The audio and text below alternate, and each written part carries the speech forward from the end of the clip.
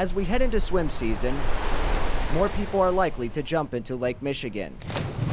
As inviting as the lake is, the waves produce strong currents that are difficult to escape. Most people will get caught in the current that pulls them into water where they can't touch the ground anymore. That's when the waves become overwhelming.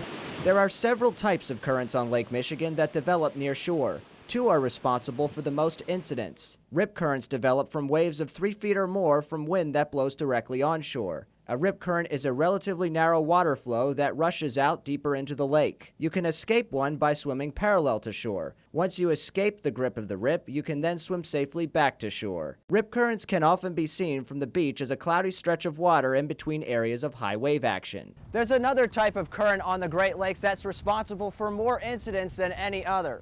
It's called a structural current, caused by the very pier just like this one that I'm standing on right now. Structural currents occur along breakwalls and the many concrete piers along the shoreline. They form when high waves throw water against the structures. That water has nowhere to go but further out into the lake. And it can be pretty fast. And some of the measurements that they've done recently have been, twice, faster than Michael Phelps can swim. The best way to keep yourself and others safe from these currents is to stay dry when waves are high and steer clear the pier. But sometimes we don't realize how dangerous the situation is until we're in it. Man was 6'4", 243 pounds. I took him the week before for his football physical. He still was no match for the power of a rip current.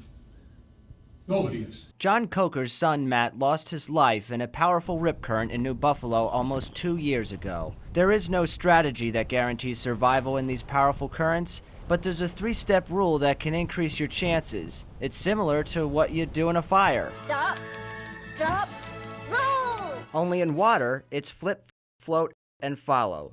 The first step is to flip on your back. Second, float on your back to keep your head above water. Calm yourself, conserve energy, and do not panic. The more I panic, the more I sink, which is going to cause me to struggle more, which is going to cause me to panic more, and it's just a downward spiral. Bob Pratt is the Executive Director of Education of the Great Lakes Surf and Rescue Project, an organization committed to promoting water safety all around the Great Lakes. So if you can relax, if you can take a nice deep breath, fill your lungs with air so that you're going to be much more buoyant, float on your back, and try to conserve that energy. The last step is to follow. Do not fight the current, follow it to assess which way it's flowing, then swim perpendicular to the flow to get out of the current. If you're too tired to swim, continue floating.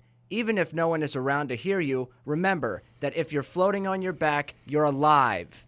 Flip, float, and follow is a life-saving strategy that works in any body of water and is something everyone should know. In the United States, 80% of the fatal drownings that we have, not only in the Great Lakes, but also inland, people never intended to get into the waters. When you're near water, designate someone to watch the water for signs of trouble. It's important to note that drowning doesn't look like drowning. It's subtle and often silent, as the struggling swimmer has little energy to signal for help. But a true drowning victim can't wave because they'll sink as soon as they wave their arms, and they're struggling so much, gasping for air, that they simply can't yell because they're struggling with all of their might. Someone in distress is usually facing shore with mouth at water level. Their head is tilted back with their body vertically oriented in a climbing ladder motion. If you ever witness someone in distress, dial 911 and contact the nearest lifeguard immediately.